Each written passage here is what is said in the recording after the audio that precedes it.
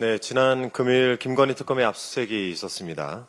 이날 압수수색은 국민의힘 김성교 의원의 자택과 사무실, 윤석열, 김건희 내외가 거주하는 아크로비스타, 김건희의 모친 최은순 씨와 오빠 김진우 씨의 주거지 등 8곳을 대상으로 진행했습니다. 그중 오빠 김진우 씨 장모 집에서 반클리포인 아펠사의 목걸이가 나왔다고 하죠. 이 목걸이의 가액은 무려 6,200만 원에 달합니다. 공직자윤리법상 500만 원이 넘는 보석류는 신고를 하게 되어 있습니다. 이 사진을 하나 좀 보여드릴 텐데요. 2022년 6월 나토 정상회의를 계기로 스페인 마드리드 순방을 갔을 때 김건희가 이 목걸이를 착용하면서 이 고가의 보석류를 신고하지 않은 것이 아니냐, 이런 의혹이 불거졌습니다. 이 논란의 목걸이가 이번에 발견된 거죠. 네, 왜 하필 김진우 씨 장모 집에서 이 목걸이가 발견된 걸까요? 그간 이 목걸이에 대한 김건희의 말이 너무나 자주 바뀌어서 좀 애매한데요. 아마 이런 거짓말과 변명을 뒷받침하기 위한 연막 작전이 아닌지 좀 의심스럽습니다. 하지만 거짓말에는 좀 맹점이 항상 있죠. 김건희의 과거 주장들을 바탕으로 생각하면 특검팀이 고려해야 할 시나리오는 크게 두 가지인 것 같습니다. 잠시 좀 치우겠습니다. 네, 나토 정상회의 순방 당시 착용을 했던 6,200만 원짜리 목걸이, 그리고 1,500만 원 상당의 까르티에 팔찌, 2,600만 원이 넘는 티파니 브로치를 두고 미신고 재산 의혹이 불거지자 김건희는 2022년 8월에 이렇게 해명을 합니다. 장신구 석점 중 2점은 지인에게 빌리고 1점은 소상공인에게 구매를 했다. 즉 지인에게 빌렸다라는 주장, 목걸이는 김진우 씨 장모의 것이다 라고 주장을 하기 위해서 그 집에 가져다 두었을 가능성이 있지 않겠습니까? 그런데 지난 5월 김건희가 서울중앙지검에 제출한 진술서에서는 또 다른 주장을 한 것으로 밝혀졌습니다. 이 진술서에 따르면 지인에게 빌린 장신구가 아니라 해외에서 구입한 모조품이다라는 취지의 내용이 담겨 있었습니다. 이 진술이 사실이라고 한다면 목걸이가 김진우 씨 장모 집에서 나왔다는 것 자체로 증거 인멸 시도를 의심해 봐야 됩니다. 즉, 진품은 꽁꽁 숨겨두고 모조품을 장모 집에 가져다 두어서 특검팀의 수사에 혼선을 빚게 했을 가능성도 고려해 봐야 된다는 것입니다. 김건희와 그 일가에 경고를 합니다만 국민 앞에 더 이상 말장난하지 마시기 바랍니다.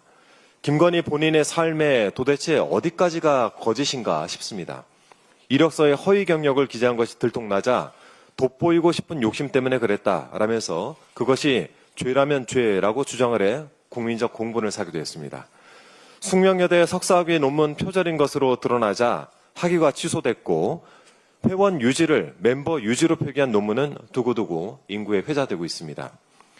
윤석열이 구약 성경을 다 외운다라면서 두둔했던 김건희는 신부님이나 목사님이 아닌 천공스승과 건진법사, 미륵보살 명태균, 점집을 운영한 노성원을 곁에 두었고 본인 스스로 도사들과 대화하는 것을 좋아한다라고 말하기도 했습니다.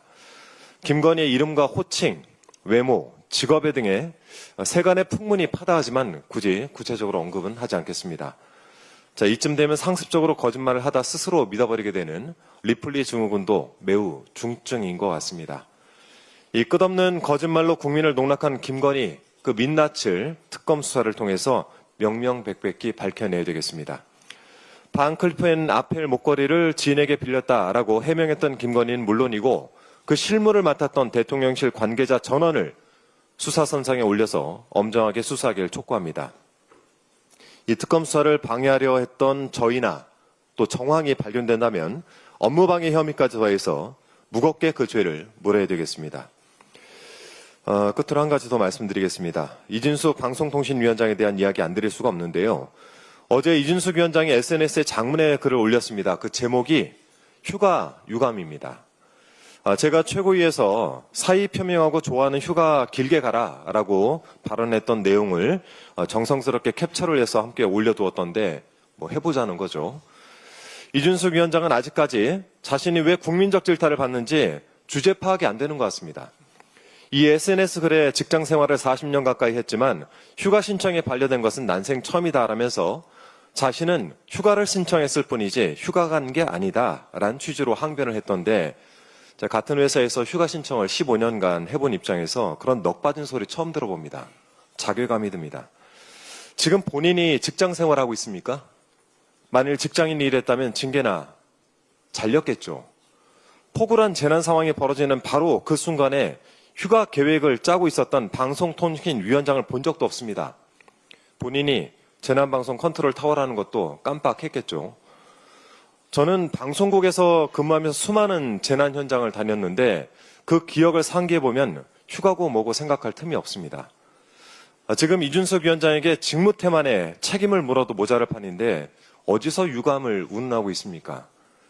자신이 이라크 전쟁을 취재했다라고 한다는 그 대의 명분 때문에 바그다드로 진입했다면서 대의를 위해 목숨을 걸었던 전력 있는 사람들만 나에게 돌을 던지라라고 말했죠.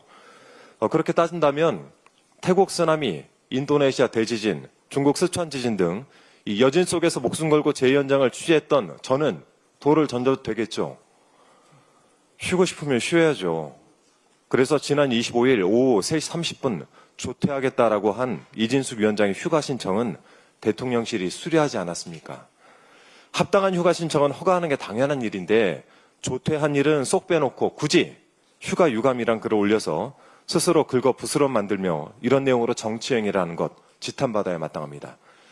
아울러 그제 MBC 자회사인 IMBC 주식과 삼성전자 주식 관련 백지 신탁 의무 위반으로 공직자윤리위원회에 회부되었던데 소유한 주식이 직무 관련성이 없다라고 인정받기 전에는 관련 직무를 해서는 안 된다라고 되어 있는데 MBC와 삼성전자 관련 심의 의결을 했더군요. 방통위에 본인 혼자여서 중요한 안건들을 심의 의결하지 못한다라고 내용도 써놨던데 이딴 식으로 일을 하니까 그 중요한 안건 심의 의결을 하지 말라는 것입니다. 공직보다 정치행위에 관심이 많나 본데 좀 스스로 부끄러움을 좀 아십시오. 이제 당신에게 논평하는 시간조차 아깝습니다. 이상입니다. 다음으로 김병